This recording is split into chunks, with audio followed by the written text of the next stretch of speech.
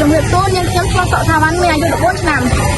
នាងខ្ញុំលីសចតាមានអាយុ13ឆ្នាំនាងខ្ញុំវណ្ណសុយតាមានអាយុ14ឆ្នាំនាងខ្ញុំតាសមនីសាមានអាយុ13ឆ្នាំ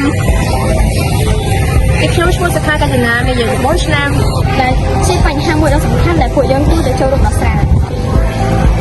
ជាក់ស្ដែងនេះសង្កេតឃើញថាសហគមន៍របស់ពួកយើងគឺកំពុងតែជួបនៅបញ្ហាជាច្រើនជាពិសេសគឺបញ្ហាសេដ្ឋកិច្ចចុះនេះតែម្ដងព្រោះបញ្ហាដូចមកបានដឹងថាឬក៏បញ្ហាមានច្រើនណាស់ប៉ុន្តែពួកយើងបានជ្រើសរើសឬក៏បញ្ហាចំនួន2ធំៗខ្ញុំដោះស្រាយដែលទី1គឺបញ្ហាភាពទេសចរណ៍ចុះនិងបញ្ហាផ្សេងៗនៅក្នុងសហគមន៍ត្រូវគ្រប់បញ្ហាទាំងអស់វាតែមាននៅឬក៏របស់វាហើយក្នុងការស្វែងរកទៅទាំងនោះក្រុមរបស់ពួកយើងបានអនុវត្តនៅជាចំនួន5ចំណុចសំខាន់ទី1បញ្ហាទាំងអស់ត្រូវជាបញ្ហារួមហើយត្រូវមានជាក់ស្ដែងនៅក្នុងសហគមន៍របស់ពួកយើង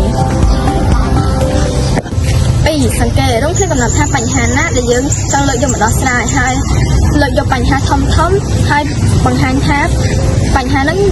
ជាបញ្ហាសំខាន់និងយើងមានលទ្ធភាពក្នុងការដោះស្រាយវាចំណុចទី3នោះគឺប្រមូលយកពលនេះជាក់ស្ដែងតាក់ទងសហគមន៍ថាបញ្ហាហ្នឹងវាកើតមានឡើងទេក្នុងសហគមន៍របស់ពួកយើង4នោះគឺប្រមូលយកពលមានបានយកមកធ្វើវិភាគនៅលើដើមឈើបញ្ហាដើម្បីស្វែងរកវិកលនៃបញ្ហាបានវិកលនៃបញ្ហាហើយយើងនឹងស្វែងរកដំណោះស្រាយដែលនឹងផ្ដល់ផលវិជ្ជមានដល់ខ្លួនឯងគ្រួសារនិងសហគមន៍ចំណុចចុងក្រោយនោះគឺសរសេរកំហុសដើម្បីងាយស្រួលក្នុងការអភិវឌ្ឍដំណោះស្រាយយ៉ាងពួកយើងនឹងធ្វើការឯកសារដែលជានៅក្នុងកម្មវិធីអន្តរជាតិដែលពួកយើងនឹងទទួលបានបដិបត្តិក្នុងចិត្តតែពួកយើងមិនអាចអភិវឌ្ឍដើម្បីដោះស្រាយបញ្ហាក្នុងសហគមន៍របស់យើងហើយអាចពួកយើងបានអភិវឌ្ឍបានបញ្ជាក់ដោយស្ថិតលើសហគមន៍ដែលជាសហគមន៍របស់យើងទៅតែម្ដងតែណាប៉ុន្តែពួកយើងបានជួយយើងដំណោះស្រាយតែជាខំទៅជាក្នុងការបង្កើតសប្តាហ៍ដែលបញ្ជាក់ទៅជំនាញទីស្រួលទៅជំនាញទីសាហាវចំពោះមនុស្សគ្រប់រូបនេះគឺជាឯករបស់យើងជារបស់យើងដែលបានអនុវត្តបច្ចុប្បន្នមានតែភាសាខ្មែរនិងអង់គ្លេសមានតែដំណើរជាភាសាអង់គ្លេសខ្លះដែលទៅវិភាគស្ថាន